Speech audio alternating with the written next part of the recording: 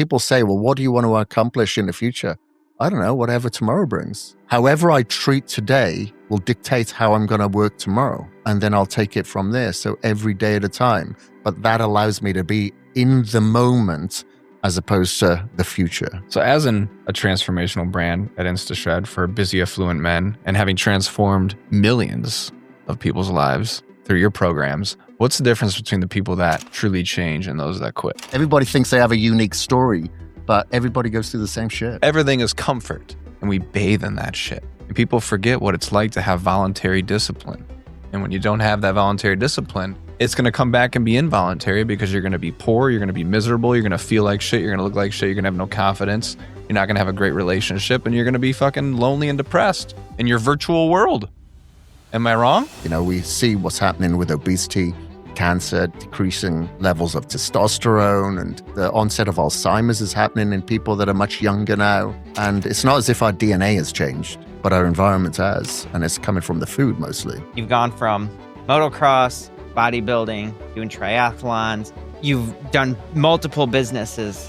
What keeps you going? It's not happening. It's not going my way. Then it may not go your way for 6 months, 5 years, whatever. But that consistency of being relentless and being harder to kill will allow you to break through that mold. If today was your last day, what would you tell the people watching, or your greatest takeaway in life or life lesson that they can implement in their life? Welcome to Cult Up Talks. Today's guest is Kris Gethin, one of the most renowned transformation coaches in the world with over 250 million program users across everything you've done. Kris, welcome to the show. Thank you very much. I really appreciate it. This is the most unique experience I've ever had doing a podcast. What you guys are doing here is absolutely phenomenal. There should be more of these. You're going to lead the charge on this, I can see. That's awesome. Appreciate you, bro. Can I show you something kicking off? Sure. All right. I'm going to have Devin's fiance here grab something. It's such a had to be there kind of thing, but I think back to this moment where I caught my first fish. Are you a fisherman? You ever fished? I have. Look at so tell me what you noticed about this. Notice immediately. That's my 12-week trainer t-shirt. Dude, you are what got me into bodybuilding, and this was my first ever program that I ran to a T. That's awesome, bro. You wouldn't have been able to lift that fish otherwise. Would you? I know, right? That's a big bad boy. That's it. That was filmed in 2009. I know. Well, that was the point I wanted to kick off with, is you were ahead of the game. In the world of social media and YouTube, that program had a step-by-step guide on you doing the workouts, explaining the whole trajectory. And then even me as a newbie, you mentioned 2009, that program was exactly what I needed.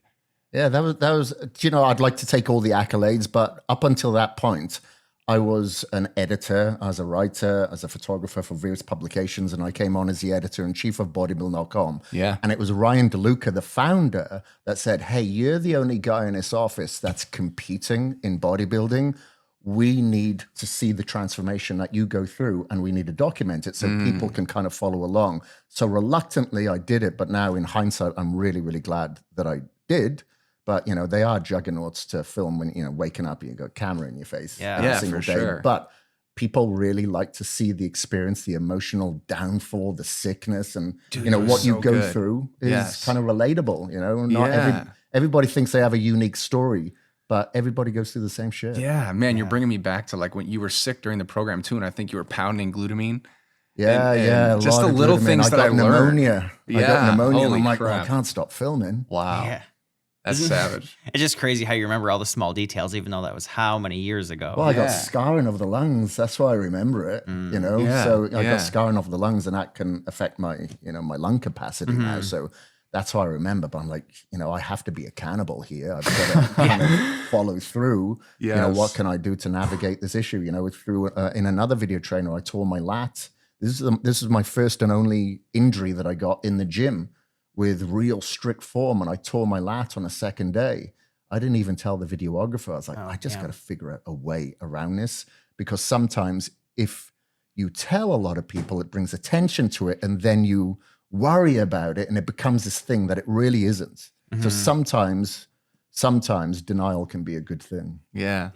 So true. So talk about training philosophy. You mentioned the 12-week trainer 2009. With how much the fitness industry has changed, how much has your training changed since that original 12-week trainer You know program? what? It hasn't changed that much. I go a little bit lighter now because my goal isn't to pack on a lot of muscle. I just want to kind of maintain what I have now. You're a biohacker now. Yeah, I'm a biohacker, baby. So I do train for longevity, but it's just therapy for me. I got into bodybuilding because I love training. I didn't get into training because I love bodybuilding.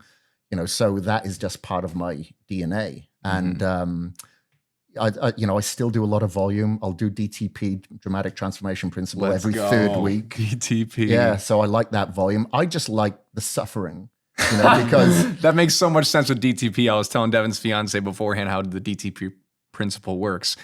And we're both like, that's absolutely insane. Yeah, but like it just works because maybe sometimes it can lead to a little bit of overtraining, but I don't really care. I'll take that because it's very, very therapeutic. And the more suffering that I go through in the gym, the better I usually feel outside of it. And I'm able to accomplish more because it has a transcendence effect. Yeah. Sure. If you're doing things that you don't want to necessarily do, but you have to do them anyway, 100%. the chances are you're going to follow through. Yeah. That's when we have a high achiever in the room with us. Yeah. When he says, what did you just say? Is the misery is the... Yeah, well, usually if you go through hardship, then when you're faced a different type of hardship, the chances of you facing it and following through it, as opposed to, reversing or turning around and going the other way is just, it's like doing the ice bath. Do I really ever want to get in an ice bath at 5 a.m. in the morning while it's dark and cold outside? No, but I do it because I know it's going to make the rest of the day easier if I am faced with challenges. Yeah, yeah. I say it often. It's voluntary suffering or involuntary suffering. Yeah. If you don't voluntarily suffer, yeah, for sure, life's going to do it for you anyways. And sometimes, if you look at some sort of sports, you see a real tight community in some sports, and it's usually the ones that they go through more suffering. The more suffering that they go through as a community, the more the bonds are created. And so sometimes I'll use the reference that Henry Rollins says that scar tissue is stronger than regular tissue. Yeah. No, so true. Savage. How did you become the authority on bodybuilding.com? That used to be the mecca. Everyone used to go there, hundreds of thousands of users. How did you, and I even remember Chris Cook, or Steve Cook, used to be the OGs of the page that everyone would follow, listen to. Yeah, so I remember Steve when I think he was a plumber because he was living in Boise at the time. And he wanted, and I love Steve. Steve's cool. But I remember him saying to my friend, Brandon Pogue, because we're training in the same gym, do you think it'd be okay for me to go and train with Chris at some point? And Brandon asked me, I'm like, no, he's not going to train with me because I didn't know him. I'm like, I'm not going to let a stranger just come and train with me. I'm in my zone back then, you know what I mean? But then obviously he came on with bodybuilding.com, got sponsored by Optimum Nutrition. He's on front cover of magazines. He just blew up. Yeah. Big time. But for me personally, I was the editor-in-chief of bodybuilding.com from 2007. And I was just asked to do these video series. So for me, I guess I was just first to the game. And I was the only person that was doing daily video trainers. No one else was doing that. Yeah. People were doing video trainers, but they weren't daily. Those are the best, man. Okay. That's what, I remember, man, the memories are coming back. I'd get up and start every day, even if I was training in the evening, the afternoon, and watch that day's trainer video to start the day because it just gets you excited. Yeah. Not just for the day, but your training session later. Yeah, for sure. And you just walk through I'm going to watch Chris do the workout that I'm going to do later. Yeah. And it was the first of its kind. I don't think anyone else was doing that. Nobody had ever done it. No one had done it. I think I'm the only one that's still doing it. I did one now about a year and a half ago. Okay. I was asked to guest pose at a bodybuilding show. So I was like, well, I might as well just go through that process again and get it documented on how to do that. But with different aspects, with more longevity, biohacking and hybrid athleticism kind of thrown into it. Because of course, concepts, ideologies change as you get a little bit older. Maybe your body's ability to recover changes. So you have to emphasize the recovery a little bit more to dictate better performance. No, sure. But with that said too, the way the world's changed in the ways of marketing, is it really that much different? like there's more research and all the rest on recovery and training principles, but when you really go back to the basics, the body's always been the same way. So I think you kind of mentioned earlier, your training's not too much different. Maybe it changes with age, but so many people are, and so many people are about the latest and greatest fad, the latest training principles, the latest supplements, the latest diet, carnivore, keto, paleo, and they forget the big picture. Latest shots. I think part of it is that we live in a society of distraction now. You know, we have that drug, which is our device, where we can probably choose like 13 different drugs on it, Amazon, email, and we get all these alerts. And it's very hard for people to concentrate now. So people are searching for distraction. So they'll go for, hey, let's try this carnivore. And especially if their favorite influencer is pushing it, promoting it, that's all they need. You know, it's quite often you'd see back in the day, people would start dieting down for a show. But now, about 4 weeks out, they'd start listening to everybody, you know, as opposed to listening to their coach, for instance, and getting distracted. And now, you know, they've missed their peak or their point. And I think today they just search for that distraction, and maybe they search for what is deemed the easier way out. Wow. If you tell people, okay, let's do this sugar fasting diet that just become big a couple of months ago, sugar? Of course, damn, I'll do that. Yeah. You know, everybody, that means no suffering. Sure, I'll go for it. I'm not saying it doesn't work, but I think it's a distraction from the simplicity, because people like to overcomplicate things. They turn it into like a scientific conversation. Like some people would say to me, you know, I remember people saying a branch, you know, huge legs, Branch Warren, you know, should my feet be pointed out or pointed forward or whatever when I'm doing leg pressing? He's like, just press, man. Just focus on failure. Who cares about everything else? If you create enough trauma, the body will respond. Now, I understand with what has changed is that we have a lot of quantification now. So we can quantify, are we overtraining? Are we pushing it a little bit too much? Is the sleep suffering? Is there a certain food group where I'm not going to get an insulin response to, but this one I do? For instance, you know, you can wear a CGM. So I think with those parts of biohacking and technology that we can include, then of course we're going to get better evolution. We're going to have more people saying to the natural athlete, you must be on steroids, because now we have more available to us to kind of evolve. Yeah. My takeaway from that was the influencer influence. And sometimes I even forget, because I'm not a huge consumer these days of social media content, but you realize how much pull people have. And one example I always think back to was during COVID. I remember seeing a video by Ariana Grande. Never listened to her, don't follow her, but she was promoting the COVID shots and the booster shots. Oh, okay. And I'm like, she's a singer. I remember Ice-T. He was doing the same. Okay. Like, Ice-T is the OG. Yeah. And he's doing But it's this. the amount of pull they have. Even though people look up to her as a singer, they start listening to her in an area that she totally has no say. And it's amazing how many people still follow.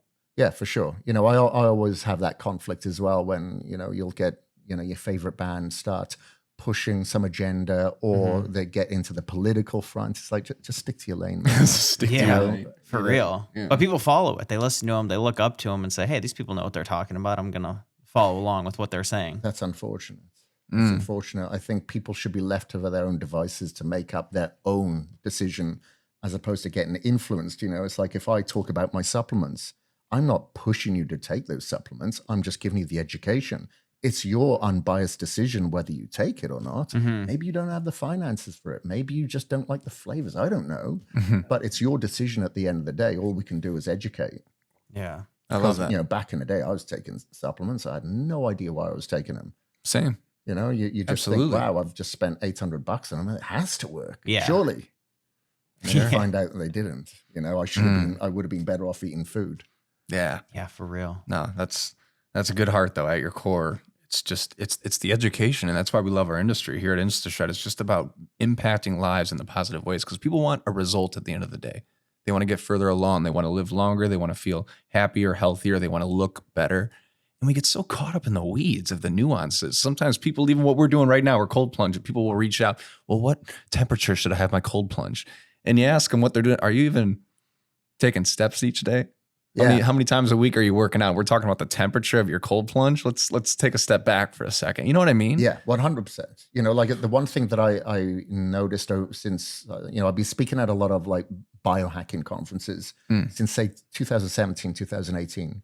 And prior to that, and still to this day, I speak at a lot of bodybuilding events. I was just speaking at the Olympia University. And what I noticed when you go to these biohacking events is that they aren't doing the simple stuff, getting the steps in and working out. You know, like if I go and stay at the host hotel, I don't see anyone in the gym in the morning. But if I go to the bodybuilding event, of course the gym is packed, but they're not necessarily doing the things like the ice bath or the red light or the PEMF. So there is a bridge in the middle where they could complement each other. It's just one is extreme over here, thinking they can purchase their fitness. Maybe they have disposable income. A lot of these biohacking events that they attend to, that they do, where over here, they've got the application, they've got the drive. They just don't take this stuff as seriously. You know? Sure. So I think having an event with both of those communities under one roof would be phenomenal. There was one in 2017 or 2018. I think it was in Salt Lake, and it was a Fit Expo, and they had KetoCon under the same roof. So they had like Jay Cutler over here, but Ben Greenfield over here, Sean Wells and Mark Sisson, and then all the bodybuilders here. And I was doing podcasts with both under one roof, and I thought, this is phenomenal. But that was just a one and done. I think it really complement each other if there's more of those. Interesting. Okay. Makes me think of the Arnold bringing the powerlifting scene into USAPL, was joining the Arnold Sports Festival, and it was cool to see both of those worlds combine. Yeah, it works. Yeah. You know? They complement each other. Nice. I was reading that you used to be super into motocross when you were younger, had a severe back injury, and then that kind of what led you into fitness, bodybuilding. Would you say that was a blessing in disguise of having that injury to change your life for the better? Yeah, that's what usually is the case, isn't it? People get into bodybuilding because they played football or sport or something Depression. like that. And yeah, I was racing from a very young age, a developing age, and I had a lot of injuries, but it was the back that really put me out, the scoliosis. And, you know, my spine is like left aligned in my pelvis by about 1.5 inches. Oh, okay. You know, so it just wasn't going to work for me. So getting into weight training then allowed me to build more muscle around the spine. So it alleviated me of the pain and the depression that was associated with it. And of course, I then found a new identity because I'd lost my identity at that time. So it was completely a blessing. And, you know, it's you know, I talk about these accidents. It's like, you know, the mold toxicity I told you about before we started doing the interview. Hadn't I had that mold toxicity, I wouldn't have gone down a rabbit hole of biohacking, finding out where else mold is. Oh, wow, it's in grains, it's in coffee, it's in wine, it's in dark chocolate. So then I, you know, went down that rabbit hole of seeing how I could continue to detox myself and focus more on longevity because I thought I was healthy. I thought the foods that I was consuming was healthy. And then as soon as I started looking into grass-fed, humane raised, wild caught, stuff like that, a lot of the inflammation that I felt in my body that was due to weight training just completely went. So then I started going down a rabbit hole even more. So I find a lot of these accidents sometimes, you know, at that time we're like, why me? But there's usually reasons behind it. Blessing in disguise. Yeah, you just need to explore. And you turned over a new stone because look at that muscle maturity. Yeah. For real, right? Yoked. Seasoned well. Yes. No, it's super cool to hear. I think you're right. Along those lines, people, in the moment, you feel like your life's falling apart or such a bad thing, but down the road, I feel like your life turns out for the better. Yeah, well, of course. Like I remember I got chucked out the US in 2011. 2011, yeah, 2011. My lawyer, my immigration lawyer, he had not extended for my waiver to stay here longer, even though I'd been in the country for years and years. Bodybuild.com was saying, your lawyer is just not giving us the information that we need. Something weird is going on. Did an investigation and found out he hadn't. So he got barred, but it didn't help me. I literally it was less than 2 weeks to get out of the country. So I got out of the country, went back to UK thinking, okay, I'll get back in. I just need to get all the paperwork, have the waiver to get back in. And I couldn't get back in. I didn't come back in for 3 years. Wow. You know, even though, and because after you go to the immigration, you have to leave it another 6 months before you can go back again. So I went back every 6 months. No. And found out later that it all depends on the person there at immigration, whether they had their cup of coffee in the morning, if they're in a good mood. They basically have more power than the president. Yeah. But anyway, all that to be said, at that time, I was like, you're kidding me. I got the best job in the world at bodybuilding.com. I'm about to release a book with Simon & Schuster, which is the second largest publisher in the world back then anyway. And I can't go over there. I can't promote it. What's happened? But then, one thing led to another. I went to India. I trained some Bollywood stars over there who are bigger than actors over here in the US. It's crazy. They're like seen as gods.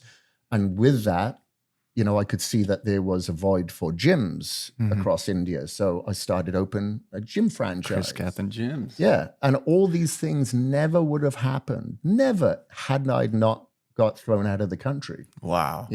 But it's very easy in that moment to go, this is crazy. This is the worst thing that can happen. Yeah. My parents had to fly over to Boise and get all of my stuff out of storage. We had to foreclose on that property. I had investment properties. I had to foreclose on them. But it was the greatest thing that ever happened. Dude, that's beautiful. Yeah. And honestly, I need to hear that right now because we're going through growing pains as a business right now. And there's so much momentum and positivity, but you feel like you're just like, wow, like the pressure's on you and there's a blessing on the other side, but you sometimes just don't want to go through it, but you need to. It's like standing in front of the cold tub that morning when you're just like, I'm really not fucking feeling it. Yeah. But I got to get in because I'm going to feel better afterwards. Yeah. And it's that consistency, it's not happening. It's not going my way. Then it may not go your way for 6 months, 5 years, whatever. But that consistency of being relentless and being harder to kill will allow you to break through that mold and then kind of look back and go, man, I'm so glad I didn't give up. You're going to have regrets of not giving up or giving up. Of course, it's going to be not giving up. Stellar message. All right, you ready to transition, boys? Let's do it. Quick shout out to the Pod Company, the sponsor for the Cold Tub Talks. I'm sitting here in the Ice Pod Pro, Coach Devin's in the Long Pod, and you can get your discounted cold tub in the description below. Check it out for yourself. All right, welcome back to Cold Tub Talks. Kris, I'm curious to know, you've gone from motocross, bodybuilding, doing triathlons. You've done multiple businesses. What keeps you going? What makes you not want to just take a break and just kind of coast in life? I've always said I don't like to think too much because it makes me think too much. And I kind of like the distraction. I like what I do. And I kind of like the challenges. I don't go too far out of my field. They all cross-pollinate, all my businesses. And I just enjoy selfishly doing these businesses because I've seen the positive effects of, obviously, the gyms, working out, the supplements and, peptides and stuff and online coaching. And they help a lot of people, but they help me at the same time. So if I'm helping people, that kind of keeps me accountable to stay on track. So there's a selfish aspect to it as well. And I find this industry is like the only sort of things that I really, it's the only content I retain. Try to get me to learn a different language, it ain't happening. Learn about mathematics, it ain't happening. But learn about fitness, health, how, motivation, education in this realm, then I'm retaining it. So it's something that, I stick to my lane.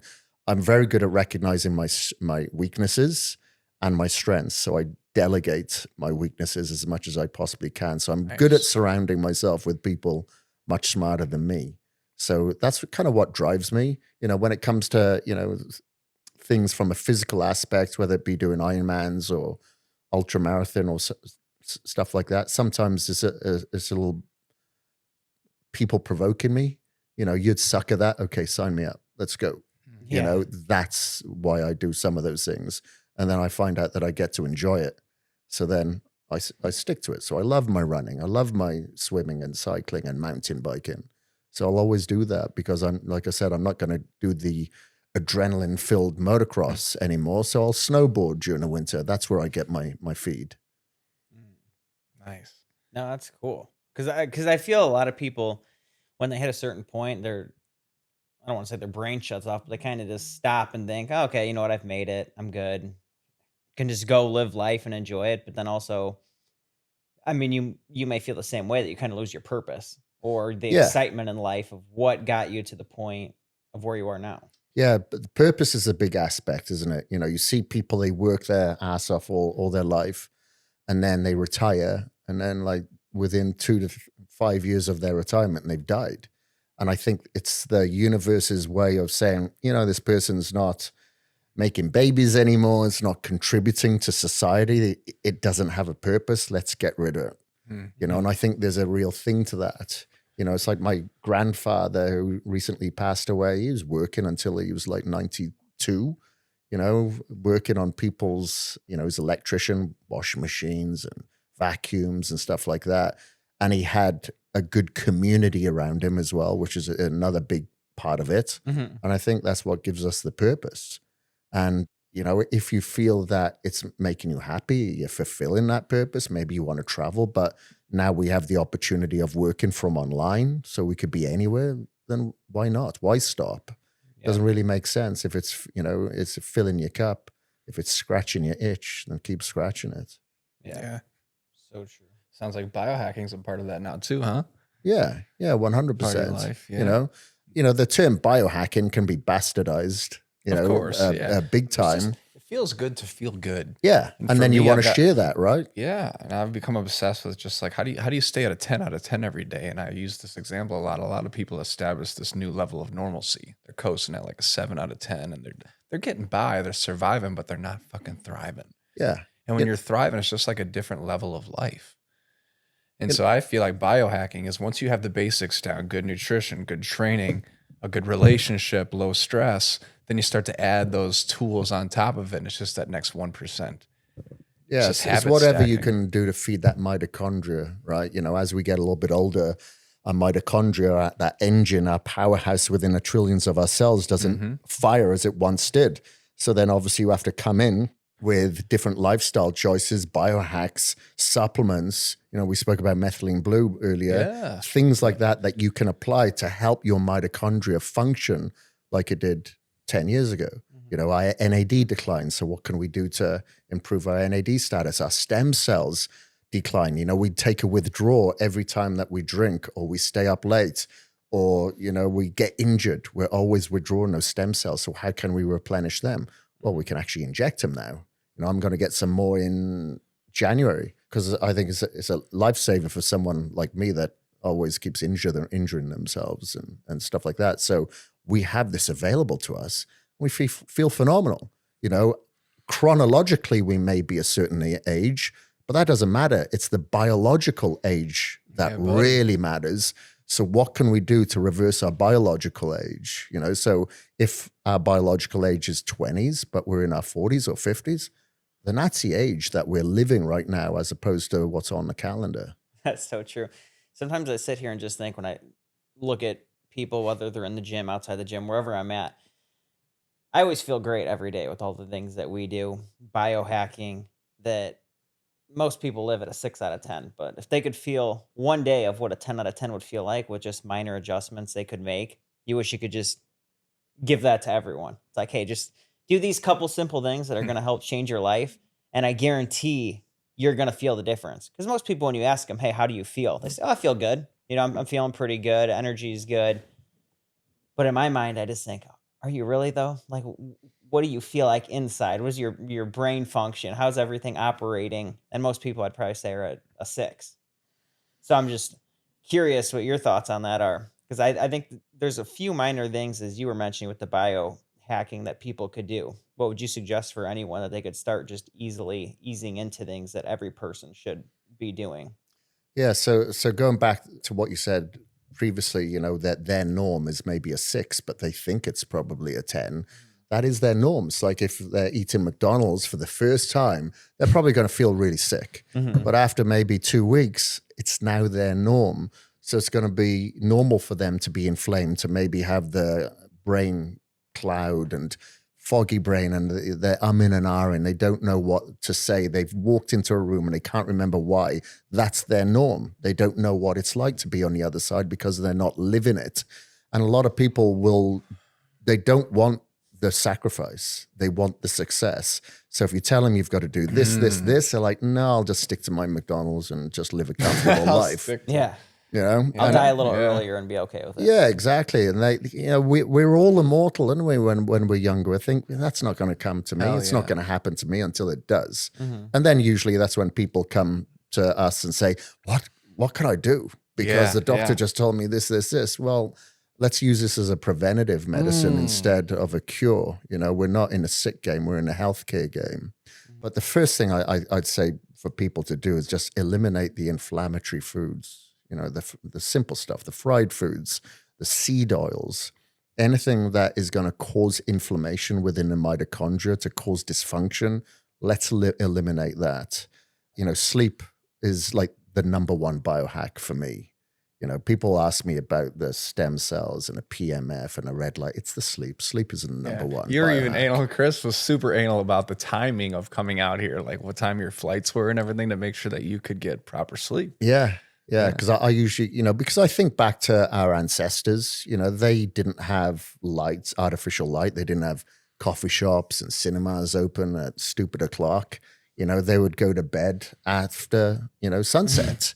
You know, candlelight has gone out and now they would go to bed. So I try to live like that and adhere to my circadian rhythm. So yeah, I'm usually in bed by 8 o'clock in the evening and then I'm up super early in the morning. I'm just an early bird like that. So my routine is to read a book for about 45 minutes because now I'm escaping the reality of the deadlines, the things that I have to do, the content I have to write that I'm worrying about during the day. I escape to a different reality, you know, so it's not going to be like an entrepreneurship book or an educational book.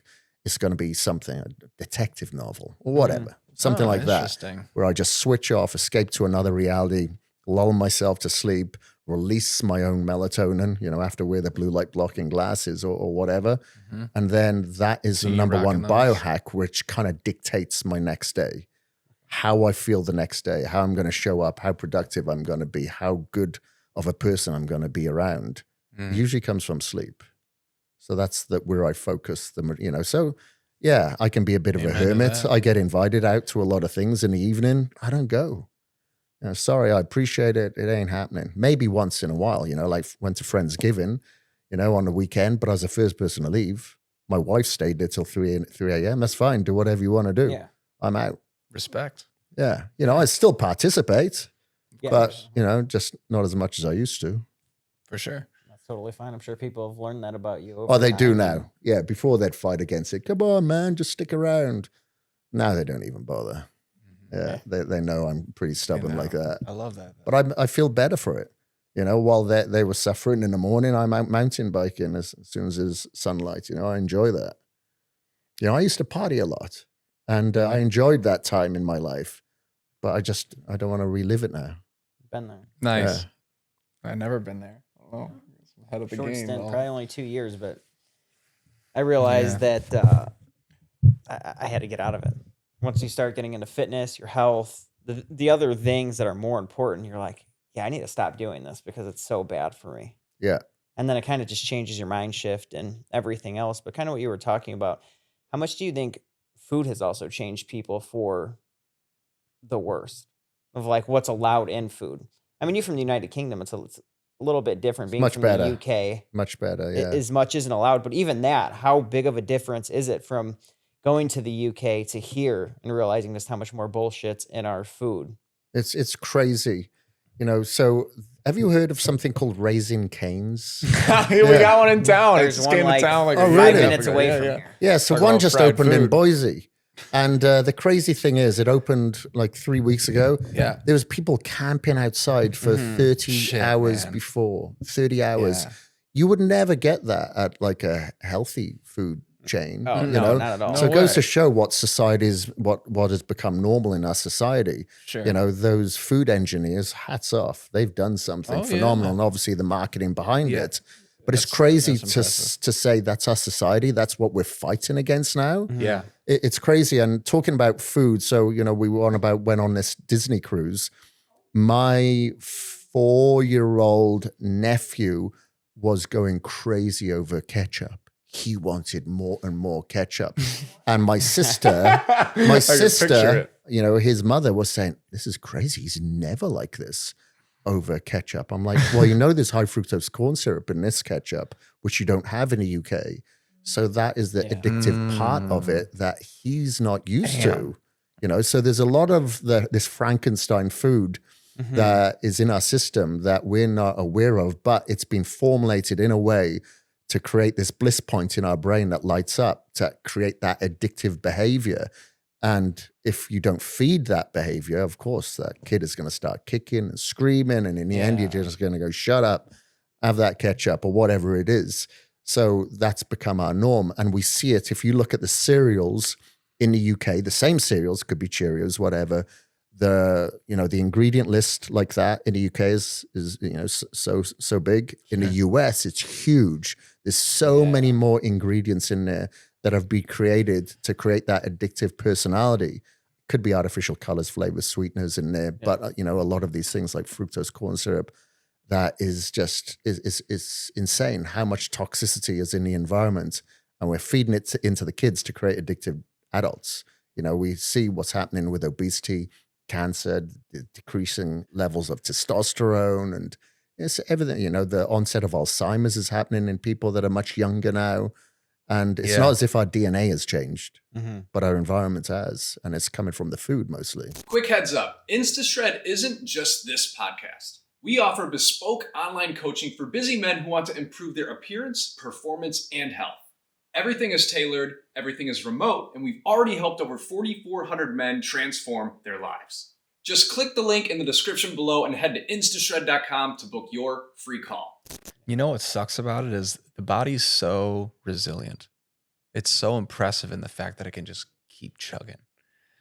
And although it's surviving, it's back to the point of thriving. Like you look at an extreme example of a drug addict. I mean, their body just comes back alive every day, most of the time, till it doesn't. But it's amazing that most people are able to do such damage to their body to where they're living this low threshold, this subpar life. But then you think about doing the opposite and what we do. And when you really work in alignment with your body and you optimize, how blissful it is, how great you feel. Sometimes I'm just sitting on the couch sometimes and I'm just smiling, whatever. And sometimes people notice it. They're like, what's up? I'm like, I just feel good, man. It feels good to feel good, and people forget. And you were talking about Raising Cane's. I got it once when it opened, and it's good. It's like, it's juicy fried chicken, but you've got to know, like, it's a once in a blue moon kind of thing. You got to have the discipline to not do that all the time, to say no, to know that, hey, my grilled chicken at home, maybe it doesn't taste quite as good, but it's close enough. And I know it's serving a purpose. I think people give in so easily to things that they know have zero benefit, but the taste profile is just slightly higher, so they give in. Dude, the trade-off ain't there. Yeah. So this is fried chicken. Is it kind of like KFC? Is that what it is? Something like that? Raising Cane is known for their fried chicken. I think that's basically all. It originated in the South. It was like a Southern fried chicken type thing, and then it took off, and now they're just franchised all over the place. Yeah, right. I'd never heard of it until it opened in Boise a few weeks ago. But what they've done and the food culture over here is phenomenal, because I was at the Mr. Olympia this year, and one of my best friends, Gary Phillips, he was the editor-in-chief of Flex magazine in Australia, from the UK though. And he's been coming over to the Olympia since the 90s, covering the show. And he brought all of his daughters this time. Eldest is like 21, youngest is like 14. And they wanted to do the things like the Raising Cane's and like the crumble cookie and something else I hadn't heard of. And this is all because they found it online, like on YouTube. When my nieces and nephew came over for that cruise, they wanted to do the same things. I'm like, wow, they heard of it as well. So there's obviously some sort of marketing towards that age group as well, or those demographics, to know if we get them in, then we can continue to keep them within our community. If we can feed them once, maybe we can create that addictive profile that will continue to allow them to be addictive. So there's a lot of work that's going behind the scenes into that. Oh, sure. But, you mentioned about the body being resilient, but it's death of 1,000 cuts in it. Yeah, it's like we all have like a cancerous cell within us, but do we charge it? Some people, it won't get charged. They'll continue and they're fine, but it's a risk. It's a huge gamble. Do we want to light up that cancerous cell? So now, that's what we're dealing with. So, we're playing Russian roulette. Well Just said. because like Ozzy Osbourne lived to God knows what age doesn't mean we can all get away with that. Yeah. So No, well said. but some people are willing to take that gamble. Much like, people drink alcohol.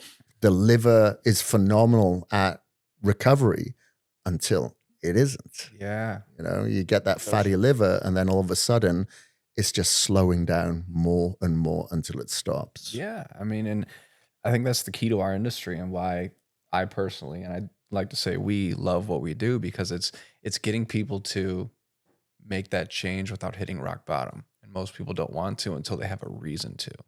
They develop the cancer, or they're so out of shape. They wake up one day and they're like, I am absolutely sick of this. They can make the change way before that, but it's not severe enough. Mm-hmm. Why? Yeah, it's that they need a sense of urgency. Mm-hmm. Unfortunately, the reason why we do something like compete in bodybuilding or compete in whatever it is because we know that sense of urgency usually gets the best out of us. Mm-hmm. And unfortunately, the flip side of that is a visit to the hospital. That sense of urgency is like, now get me out of it. Yeah. So unfortunately, there isn't as enough preventative out there, or people aren't willing to put in the work to prevent themselves from getting sick. But once they're sick, now all of a sudden they're willing to listen to everything you tell them, where before they didn't care because it wasn't going to happen to them, right? Yeah. It's just sad that in today's world, most people would rather be on 10, 15 medications than go work out and eat a little bit better. Yeah. Yeah. Like, it's just a world we live in that people would rather take a laundry list of drugs that they need to help their bodies normalize versus going to exercise and just eating a little bit better. Yeah. And sometimes it's another external form of accountability which will get them off it. So for instance, if there's somebody that I know here in Chicago, his name's Pete. He owns a restaurant, an Italian restaurant, no, a Greek restaurant. And he was told last year that, he was on blood pressure medicine, he was on diabetic medicine, and he was told that he was going to have major, major, major issues. I think he was going to turn diabetic if he didn't make changes. And it was his kids that pleaded with him to change. And that's all he needed was his kids, not the doctors, the kids to tell him. So he made that change. He went on a GLP-2, which was tirzepatide, kind of Mounjaro. He went on that for 9 months, but he didn't use it as a crutch. He used that as a signal to lean on to say, okay, I'm going to use this drug to help me change my habits up here, make the neurogenesis and the neuroconnections to have new habitual changes. He was on it for 9 months, lost over 100 pounds in body fat. Now he's got veins. He's in great shape. When he showed up, when I saw him this year, like completely different person, completely different. And the doctors basically did tell him, 80% of people that get off this drug put on all the weight, trying to get him to stay on it basically. But he got off. He said, I don't need it anymore. I've created the new synapses, the neurons to make these changes. And he hasn't been on it for like 3 months. And he's continuing going down the path of making that change. It's just little tiny sacrifices every single day. And I think the perception is a big part of it. We'll look at, or the majority of people look at a plate of like chicken and rice and go, God, that's boring. I need to have the Raising Cane's or something that's going to make me feel better. But the perception, that's all it is. Because like we could go to a country, a third world country, and that same person would love to have that chicken and rice. I don't care how plain it is, no salt, whatever. I just want to have something that I know that I'm going to eat. But we are spoiled. We're like, we don't want that. We'll throw it away. We'll take on something else that will make us feel better. So as I mentioned, when I was talking upstairs about that Tron movie, that original Tron movie, it doesn't stimulate us anymore. We need something more. 100%. Food is going the same way. Yeah. We need more stimulation now to fulfill ourselves. We're also so impressive though, where we can still check ourselves. Like even I'm so blessed to be where we are, and we have this great life balance, and you can always have more, but you can always come back down to earth and say, I don't need it.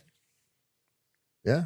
You know, Yeah. like the food, coming from bodybuilding, I think that taught me a big thing too, is like, I'll always appreciate eating for taste, but I don't need it. And the more seldom I do it, the more I appreciate it. And I know people who eat out every single night and they still really appreciate every opportunity they get. And I know people that eat out every night and food just becomes blah because they're so addicted to the saltiness, and food is just boring. So there's no next level. Yeah. Always want that stimulation. Yeah. One of the things that I do as well, just to keep me kind of on the down low from, like coming from that bodybuilding world, I never heat up any of my meals. I still eat them cold because I'm like, okay, I don't need that extra stimulation. And what I find, from training people, I'm amazed at how many people will say, if I've just started training someone and like a couple of weeks in, they say, like, I'm like, you've missed meals here. Why did you miss that one? That one? Oh, I had nowhere to warm it up. Are you freaking kidding me, man? Dude, I'm thinking of her because so many times, like, I don't care if my food's cold or lukewarm or if the middle's not warmed up, and she's like, it's got to be hot. She comes from the restaurant industry. Yeah. Maybe it's a guy thing, because she's the same way. I'll eat shit freezing cold, or I don't care. But to her, she's like, overkill, super hot, burn your mouth. Same thing with coffee. I'm not a big hot coffee drinker, but when I taste hers, it'll burn the taste buds right off of your tongue. But it's like, if you can do it like that, you'll just appreciate when the food is hot. You'll just appreciate it. Exactly. So like if I'll have like an evening meal at home and I'm cooking at, then you enjoy it that much more. And it's usually the same sort of stuff. Sure. But you enjoy it that much more. It's funny, when I got off the plane yesterday and I'm waiting for the Uber, I'd put a couple of frozen meals in my bag and I'm eating one, and like the cucumbers were still frozen basically while I was eating it. But you just appreciate the little things in life that much more. And at the end of the day, it's just a function. Yeah. It isn't supposed to be just a bliss. Of course, you can enjoy food, but it's a function at the end of the day that's feeding a purpose. That's how I look at the 80-20 rule. If you're eating 80% of the time for fuel, your body will get you when you screw up every once in a while, or you intentionally enjoy yourself with foods that don't have as much of a purpose, but like eat for function. Yeah, you've got to have the momentum moving forward. Like I used to be, no, it's got to be 100% or nothing. But now, I understand there has to be some sort of compromise. So I do tell people, as long as you're working in momentum of the percentage being in your balance, then you're absolutely fine. Because some people will say, you know what, because you've put so much pressure on them. Yeah. If they do screw it up, it's like, well, there's no point to this. I'm never going to succeed, and they'll kind of beat themselves down. So the compromise is, let's just make sure we're going in the right direction. Maybe you're not going to get that transformation over 12 weeks. That's okay. Yeah. But maybe 12 months. That's okay. Yeah. Yeah. So you just got to keep chipping away at it. For sure. So as a transformational brand at InstaShred for busy, affluent men, and having transformed millions of people's lives through your programs, what's the difference between the people that truly change and those that quit? It comes down to how bad they want it at the end of the day, because like you'll have some people, as I'm sure you've witnessed as well, that maybe they hold down 3 jobs, they've got 6 kids, but they still transform. Where you have some people that have no responsibility, they got all the time on their hands that they need, they don't. Because they're not willing to put in the hard work. Whatever you're going to put in, just like, with a business, with a relationship, whatever you put in, you're going to get out. It's, if you're making an investment, you're going to be able to, make a withdrawal. It's the same thing with yourself. Whatever investment you're going to put in. And some people, of course, are going to have more of a support structure around them. Because if you've got family members saying that's stupid, kind of ridiculing whatever they're trying to achieve, it's going to make it harder on them, because I find this with different cultures.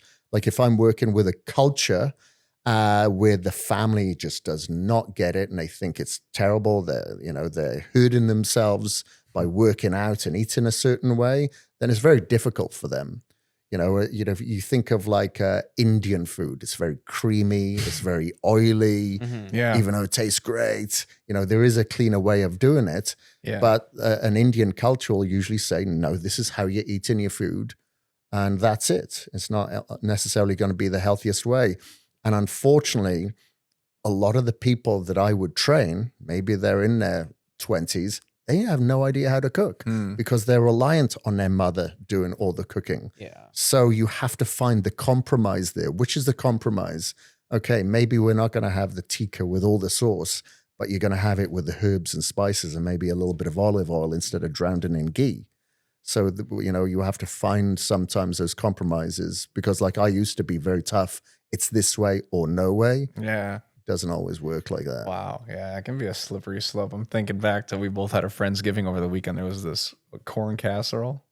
Holy shit, Kris. This Jolene was actually helping make it, Devin's fiance, and it was so good. I remembered it from Thanksgiving. We remade it. And then I realized you see the 2 sticks of butter that go into it. Ah, there's the secret sauce right there. No wonder it was so delectable. Is that even a word? It was just like, it tastes so delicate. It tastes so good.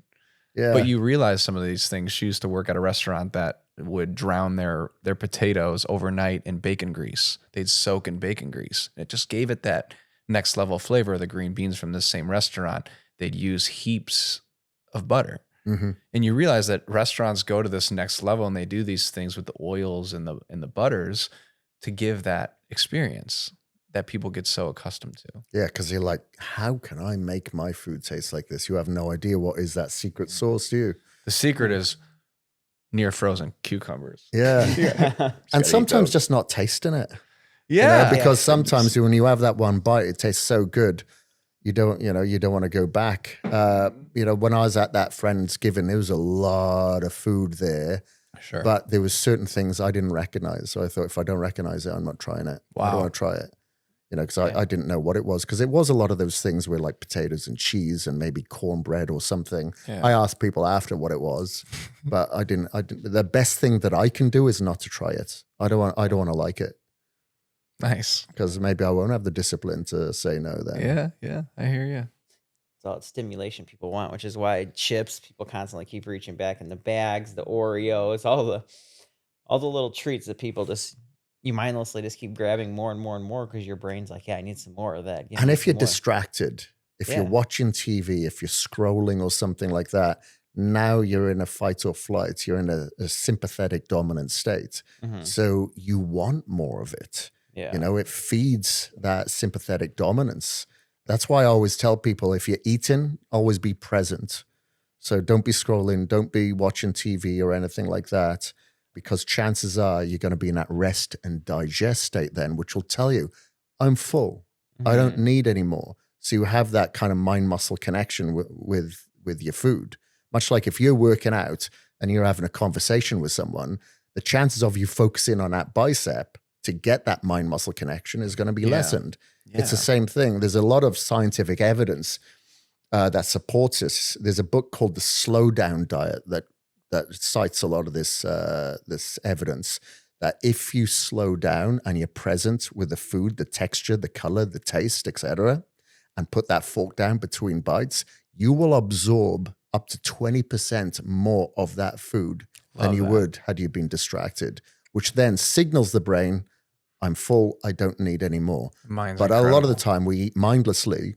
We'll eat our meal and go, I'm still hungry. What else can I eat? Wow. And then you usually eat mindlessly bad food.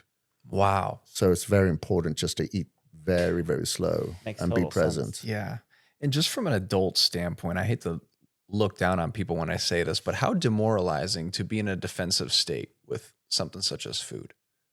Let it have that much control over you rather than being in an offensive state. So many people are controlled by their environment. I can't resist having more chips, or I need to have this, that just those words that people speak over themselves, I need.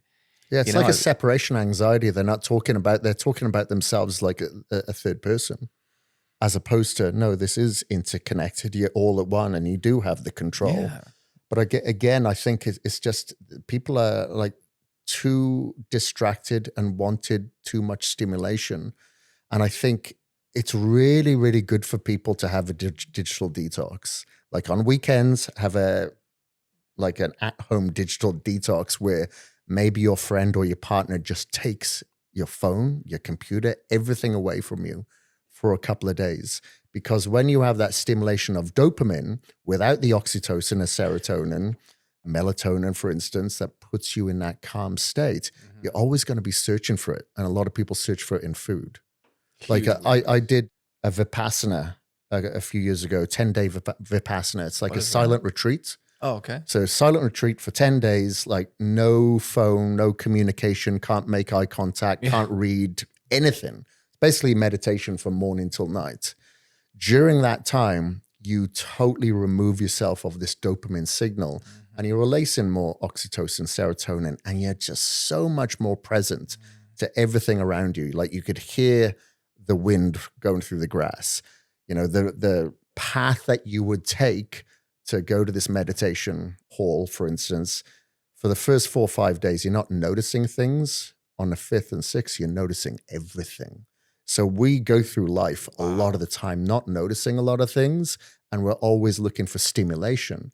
And we just have to eradicate all of this because we're just stimulated too much by light, by sound, music. You may go into a gas station, the radio's on, you're not even hearing it because you're used to it. But if you eradicate a lot of the stimulation, you notice everything around you and you have more, I guess, more presence of yourself in your own thoughts because now you're looking at everything in perfect equanimity when you don't have that opportunity before because you're so distracted. Too much dopamine in our world now. Oh, that's good. You know, there's a lot of people, like you could be at a restaurant and you see someone go to the toilet and the other person immediately has to pick up the phone because we need that stimulation. Yeah, you see it all the time. Huge weakness. And even in men specifically, I feel like it's really taken away masculinity. People are in such need of so many things in life and they never, I think to wrap up what you just said, it's also just having awareness. Like we're going down to Disney World, which is an overly stimulating place, but for some reason, I personally feel such at peace. Like I feel bliss because it's the perspective. Like I'm going there to relax, to kick back. And if I have that perception, like I truly enjoy it in a way that I envision. If it's relaxing to me, it's relaxing to me. Someone else may be like, I got to get the fuck out of here. Like, this is overstimulating. But it's really the perception of what you go in with. I feel like nowadays we're like, there's no delayed gratification.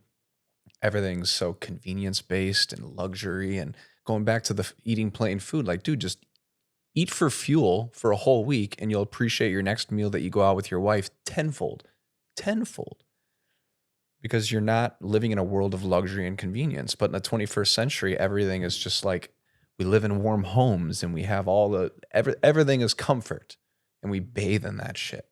And people forget what it's like to have voluntary discipline. And when you don't have that voluntary discipline, it's going to come back and be involuntary because you're going to be poor, you're going to be miserable, you're going to feel like shit, you're going to look like shit, you're going to have no confidence, you're not going to have a great relationship, and you're going to be fucking lonely and depressed in your virtual world. Am I wrong? Yeah, no, it's completely correct. You know, we get pissed off now if the Wi-Fi isn't fast enough. You know, we want so YouTube's much. not loading. Yeah, we want so much out of life, innit? But, you know, if you go through that little bit of suffering, you appreciate so much. You know, it's like whenever I go back to Wales, which is usually like once a year, you know, I'd go up the highest peak called Snowdon.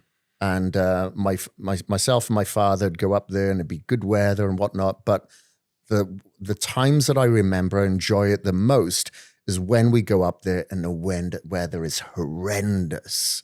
You know, you can't even see the snow, the top because of the cloud coverage. But then when you get above the cloud coverage, a lot of the time there's snow and it's windy and whatnot. But when you come back down and you get out of your freezing cold, wet clothes and you have a warm shower and you meet downstairs in the pub or whatever, you know, place we're staying at and you have a warm meal, you appreciate that warm meal so much more than if you went up that mountain and the weather was nice and sunny and whatnot, because you've gone through that, again, delayed gratification, but you've gone through some type of suffering to get there. And you think Great about our story. ancestors where they had to really hunt for their food. It wasn't just delivered for them. Then they probably appreciated that food so much more. You know, they didn't know where the next meal was coming, given, but they had to really suffer for that. And I think we've just got rid of a lot of the suffering. Yeah. Where in today's society, we don't even have to leave home. We can work from home. We can have the food delivered just like that. We watch Netflix as much as we want. We binge. However, we're getting sicker as a nation. So is this comfort healing us? No, it's harming us. So what do we've got to do to heal us? We've got to go through some suffering. So we've got to face that, Wow. But it's just, it's a hormetic stressor. It's good suffering. As long as it's not systemic, then we're good. So, the heat, the cold, the exercise, all these hormetic stresses are great for us, And you can, once again, it's the perception. Like, you can enjoy the hell out of it. Whenever I have an argument with my wife, I smile afterwards because I'm like, man, this is growth. In business, you have those weeks where you're like, it's fucking hair pulling. You're like, this is growth. Those things are necessary to reap the rewards. You really do. Yeah. Yeah. And people want that shit handed to them. And sometimes I actually tell him with someone, a mutual connection we know, there's some people where you wish, if they're like really materialistic or focused on money, you wish you could just give them all the money so that in 6 months they could go buy the things and enjoy those experiences and then let it all wear off like everything else in life. And that's when they'll probably start to live. Because they'll realize, like, I've got to have a purpose outside of this thing that I'll always be chasing and maybe still not get all those things I always wanted. But what if they really did get all those things? They'd wear off just like everything else. Then you'd have to find a bigger purpose within yourself because you're always chasing the car and the home and the luxuries and the travels. But when you have those things, you realize those people elevate to another level. They pop off the materialistic world and they realize there's something more than just shit. Yeah, a lot of us just don't live in the present because we're thinking in the future. We're stressing about, we're worried about the future. We have anxiety about the past, what we've done, and we're never really in the now. And, a lot of the time, like you said, people are looking for that materialistic Band-Aid to make them feel good or something to work towards. But it isn't always necessarily the right thing to work towards. I have some friends who have done very, very well financially, and they buy all those things, and it does make them feel good. It isn't kind of lost on everyone. Sure. But a lot of people, it is. They're never really satisfied, and because they're not really in the now and understand really where happiness is. And I always say that happiness isn't in materialistic possession. Like I drive. The first vehicle that I brought that was brand new is a Jeep Gladiator, but I still drive it now. And I love that thing. I'll probably drive that thing until the wheels fall off. But for me, I feel success lies in a museum of memories. So whenever, me coming out here now, this is a museum of memories for me that's going to go in my museum. And that's where the success will lie because I feel very privileged to do this and, meet you people. And that's where the success is. Create these memories that maybe other people would never have had the opportunity to. Without the internet, we would have never have met. So take advantage of the now and accumulate these memories that you'll take with you forever. That's where the diamonds are in the rough. It isn't necessarily the Cullinan, but the Cullinan is a bloody nice vehicle, Yes. Yeah, so Yes, true. it is. I mean, Yeah, man. life is the same. The lifestyle is different when people get money, I'd say.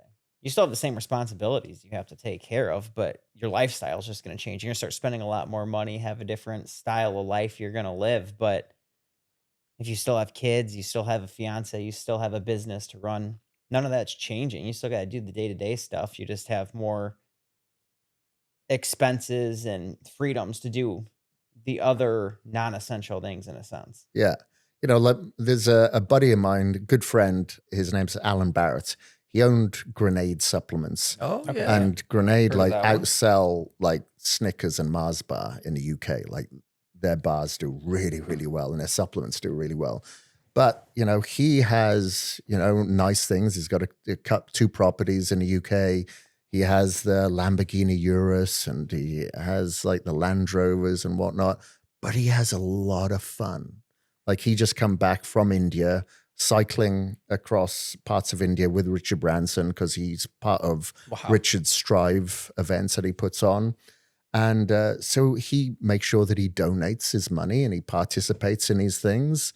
But he's still just the same person, exactly same person that I met before he started the brand. Exactly the same. But he says now he has all these adventures, but the money isn't where it all lies, but it allows him to have these memories that he's accumulating more than anything. That's where the success is. It just allowed him and his partner to accumulate more of these memories. So it all depends, like if you have the money and if any of these possessions are going to serve you, or is it going to allow you to have the memories that are going to serve you? Yeah, great reminder. I love that. It makes me smile because the closest friends in my life have said, we know what InstaShred's going to become, and when it becomes that, we know that you're going to be the same guy. You're going to be the same dorky dude, and it's good to hear that because damn well people will treat you different when you acquire the things that they look at in a different way. When you have money, people just start to treat you differently. Or you have a certain body, people treat you differently in the gym. And so even in the gym, you got the pump going, you can tell someone's kind of intimidated by you, and you just feel the presence of like, I feel like they want to talk. Go break the ice. Just go introduce myself or start the conversation or give them a compliment on something they're doing or their outfit or something. I broke the ice. Now they feel more comfortable. Yeah, true. Talking with me. Yeah, I get that. Yeah, because a lot of people, when I talked to them for the first time, they'd always say, "You're actually quite a nice guy." Yeah, well, look at the hair and the tattoos and the muscle. Thought I'd be an muscle. ass? Shit. You know what I mean? I think people think that. You're intimidating. Yeah, maybe. Looks are deceiving though. Yeah. So sometimes it does help to break the ice. I'm not such a bad guy. No. Yeah. And I've known that from day one. I appreciate all the kind words you've said about this being a part of the memory bank because, dude, you've been a part of my memory bank since day one in this industry. For real. That's awesome. So, That's awesome. Man. Yeah, you don't want to change really to a certain degree. Of course you want to evolve, but it's surprising, like being in this industry for as long as I have, seeing some people, from the beginning really change, not for the better. You'd see people like kind of turn down, they'd go to sign, fans pictures and stuff like that and go, no, I'm not going to do that until the line is bigger. So it makes it look like I'm kind of more popular than I am. I've seen that. And these are people that were just cool, normal people in the beginning. However, there's other people that I know in this industry that are just still the same awesome, cool dudes and chicks. And, that's what I really, really like. And I love that the fitness industry is such a close-knit one as well. It is a bit of a cult because it allows people to kind of feel that they belong somewhere. Because people would look at bodybuilders, for instance, think they're bloody weirdos. But now the weirdos have a place where they feel that there's a sense of belonging, So I like the kind of cult status that it has because you could go to like an NBA game or, football games. You're not going to interact with those people. Within a fitness community, you can go up and have a chat with them and get to know them. And I kind of like that. It's got a lot of accessibility and it's a place of belonging, Well, of course, just like with anything, it can be fragmented. But I think, like I said earlier, there's a place where suffering can create, a pocket of society and community. Jumping topics real quick. I know you were talking about brands. What led to the split between you and Caged? Good one. That was back from what, 2020? You guys says split. good one. Yeah. And now you started your own brand again. So the reason, like so I started Caged with two other people that I worked with at bodybuilding.com. So there's three of us that founded the company. But towards the end there, when I say towards the end, last couple of years, I just didn't agree with the direction that number one, where the company was going and how other people were being treated, whether it be contractors or magazines and stuff like that. And I wanted, like I'm talking about the niche, I wanted the little niche. I don't need a massive piece of a pie that I don't agree with. And when the company kind of wanted to go towards like your Walgreens or your Walmarts or big chains, and knowing that you'd have to dilute what you are in order to meet those expectations or the margin, I just couldn't didn't want to be a part of that. But of course, being one out of 3 co-founders, they wanted to go that direction. So I just decided to voluntarily walk in order to continue the path that I wanted to continue. Damn. And I really wanted to expand the brand further into a more natural phase. So, you know, the fermented amino acids and like the natural sweeteners. And I wanted to get away from the caffeine and the cortisol. Yeah. So in order to do so, I just had to start something myself and kind of start from scratch, which I didn't do entirely by myself. It started with Doug Miller, who's multiple times natural world bodybuilding champion as well. And I really like Doug. So I just felt like I clicked with Doug and the team that I've got a little better than the previous team, because the core team that started Caged, other than myself and the 2 co-founders, no one else was left there. Everybody had gone. Whoa, that says something right there. Yeah. And Doug owns what? Core Nutritionals? Is that what it is? Core? Yeah, Doug owns Core as well. He was owner of Merca Labs as well and co-founder of Arms Race. So yeah, and he's got nutrition stores and gyms. He's definitely an entrepreneur. Yeah. So tell us a little bit more about your new brand now. Yeah, Unmatched. Yeah. So again, we started that with the flagship products, that I know that my demographic would target, like your pre-workout, your electrolytes and stuff like that. And with the electrolytes, knowing so much, people are dehydrated for sure, but knowing that there's a lot of blood sugar irregularities, people are not metabolically active. So I wanted things that actually help with metabolic activity within the electrolytes. So kind of went with the blood sugar stabilizers, with the longevity essential amino acids, for instance. I wanted to have the longevity aspects in some of the supplements. So we've got glutathione and spermidine in there as well as the fermented aminos. And then with the pre-workouts, I didn't want caffeine, so I went paraxanthine in there because I wanted to lower the cortisol consumption from the caffeine consumption in the world, because cortisol is not our friend when we're working out. Of course, it's going to spike anyway, but we don't need it to spike anymore. And I didn't want the blood constriction effects from the caffeine.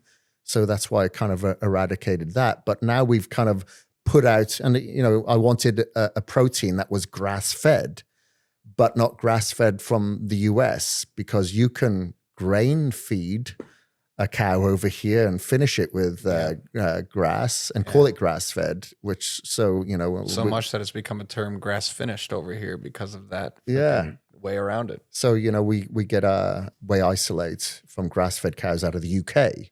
So it costs a little bit extra, but I don't mind paying a little bit extra to have the quality.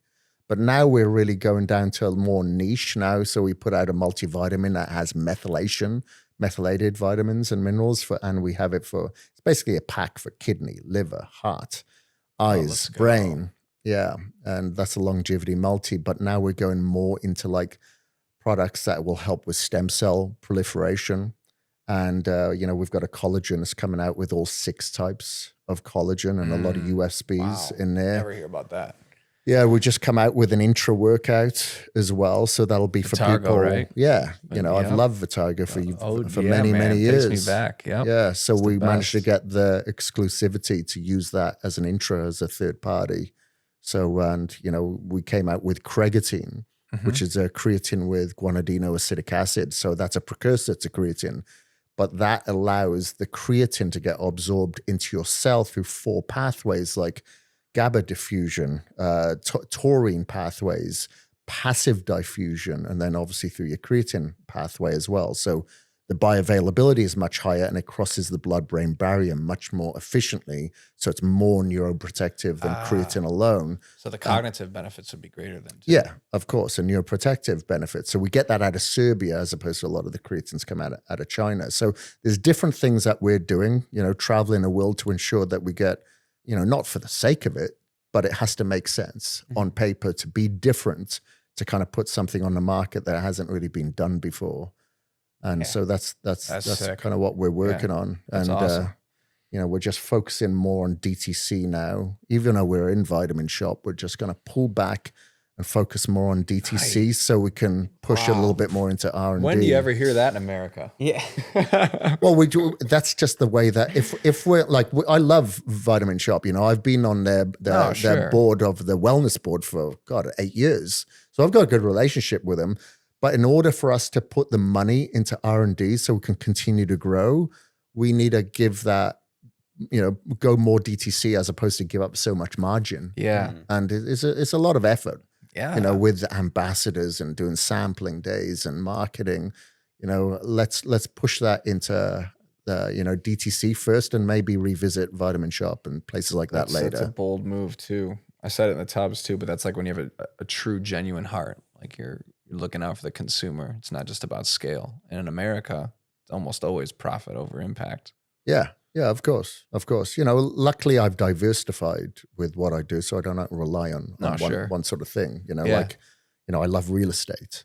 Yeah, I love that. Okay. I think it's awesome. It's just really interests me. So I've got things there that kind of fulfill that part of it. This is a hobby. Sure. This is a passion. So I can kind of go all in on that and not kind of get stressed if it doesn't really work out. Yeah. You kind of pivot.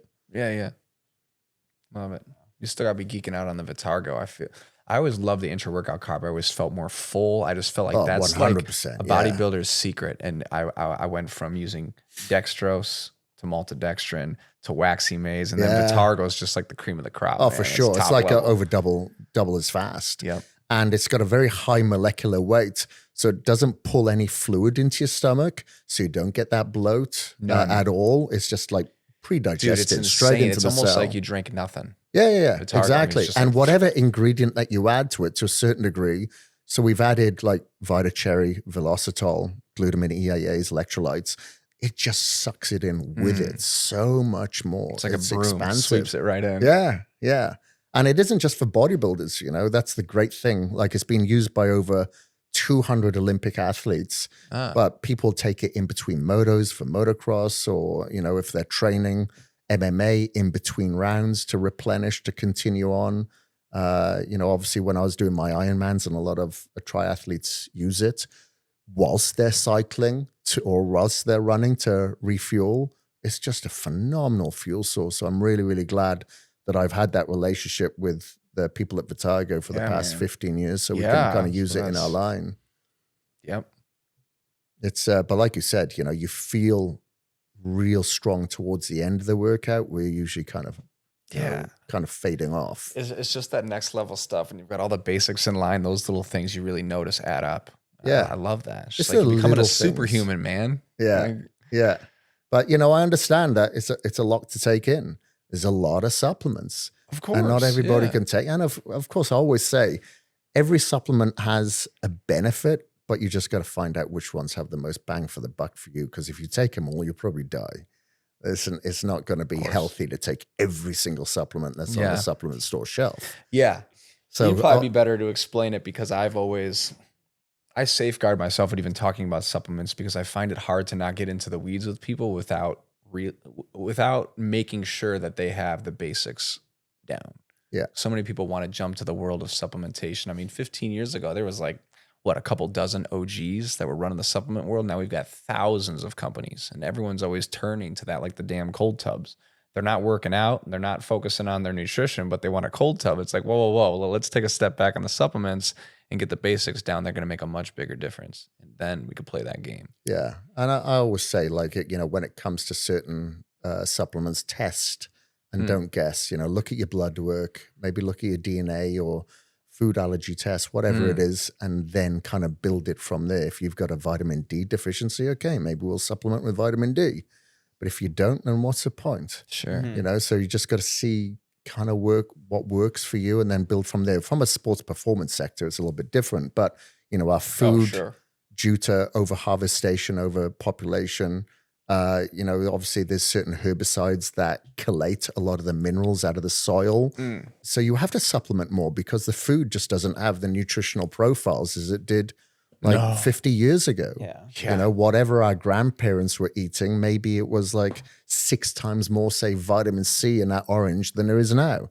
So of course you need a supplement. So it's a very different environment. People say, anyone who says you can get it all from food, I'm yet to see blood work yet from people that have been able to get everything from food, especially if you're active and you're oxidizing more, you're using more amino acids or antioxidants, you're creating more reactive oxygen species. You're going to have to supplement with more antioxidants. I'm excited to get my blood work done tomorrow morning. Oh, you're getting it done I'm going in tomorrow again. Oh, there you go. Good. Yeah, I've just started. I've never been a stats guy. Never really focused on statistics because I've always felt so damn good. But now we've got the sleep tracker and I've started to dabble in more. And the blood work is one of those things. I'm like, it's going to be good to have these markers. So I'm starting to geek out more. Yeah, do it. I like to do it like every 3 months. All right. Just to make sure everything's kind of. It's been 6. People are into games and gamification. That's my gamification. Sure. See what I can do to manipulate things. Make sure you're going in the right direction.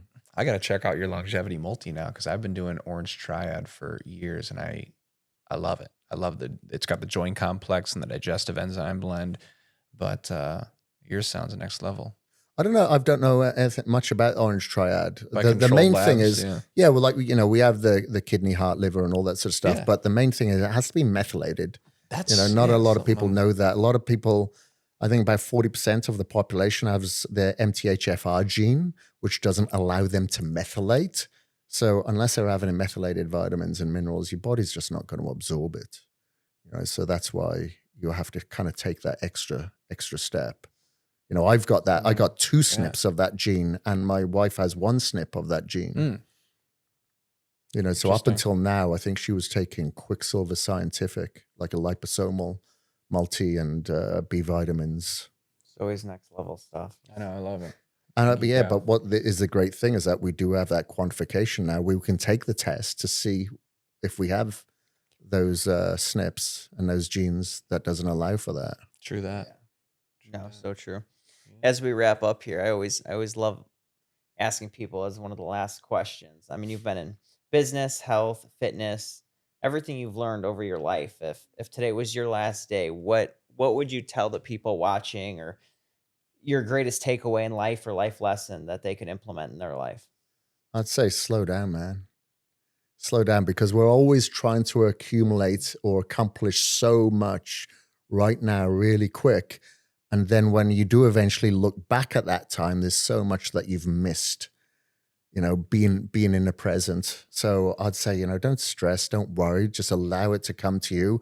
But instead of thinking 10, 20, 30 years in the future, think about now, and that will dictate your tomorrow. Because people say, well, what do you want to accomplish in the future? I don't know, whatever tomorrow brings. However I treat today will dictate how I'm going to work tomorrow. And then I'll take it from there. So every day at a time. But that allows me to be in the moment as opposed to the future. Yeah, it's very true. Comes with age, man. Are always, comes with age, the wisdom. I wouldn't say the wisdom, it just comes with age. Because you look back and you're like, wow, where did all those years go? Went so quick. Well, I know why it went so quick, because I wasn't present. Now the last, I'd say 8-10 years of my life, gone really slow, or much slower, which is great. That's what I want. I want it to hang around a little longer. Absolutely. Awesome. Yeah. You can tell from his body too. He's got that muscle maturity. Yeah. Just that density of the training over the accumulation of years. I've noticed when you start to look at people in their 40s that have done it consistently and done it right, you're just like, man, there's just like a different level of thickness and density. You know what I mean? Well, yeah. What I've noticed is that, for instance, there's certain people that train a certain way and it's taken time to get there, and they don't lose the size as quick. So for instance, like I remember, doing like Ironmans and stuff like that. I'd purposely train fasted because I just wanted to get through more suffering in my training. So when I did the Ironman or whatever competition, that it wasn't so bad. So for instance, I'd always do a leg workout and then go for my run, because I want to get used to training and running on tired legs. Yeah, that's because then I know on the day it would be easier. But what I noticed, and I tried doing fasting and keto on one of the Ironmans I did, couldn't lose a muscle, because I was thinking, I want to lose as much as I can in one of the Ironmans just to see what the difference is compared to when I did it at 220 pounds. Right. Couldn't lose a muscle. But I find, that must be the muscle maturity. That's what comes after time. It takes a while. However, if I'd put on the size that I had within like 5 years, I would have lost it really, really quickly. Wow. So keep training. Keep training, consistency. Doesn't matter if you're injured, work around it. Yeah. So Awesome, true. man. Well, this is Awesome. great. Thanks for coming on the show. No, Really this has been appreciate you. an absolute pleasure, mate. Yeah. You warmed up yet? Yeah. Could you see me shivering? Yeah, I could see you shivering in the absolutely, beginning. I yeah. thought he's either I do nervous it. or really cold. I do it every time. I'm a little weenie. Yeah, he's the shaker. And you know what? I went with the discipline route. I intentionally put shorts and a t-shirt on today because I said, There you go. Yeah, you're gonna suffer. I'm gonna suffer. No You guys are Raising Cane's matching, up in too. here. No fried chicken for me. I'm gonna go with a frozen cucumber route now. I'm gonna Frozen try it. cucumber, yeah. It wasn't Eat 'em while something they're that I'd still- suggest. I can't say that I was really enjoying it. All the but more I was reason. like, okay, I'm not going to leave him. Right. That's how we become successful. Eat frozen cucumbers. Yeah, do the unsexy shit that most people would. Yes. Hope you guys enjoyed today's episode with Kris Gethin. And if you're looking to watch more Cold Tub Talk episodes, check us out right here.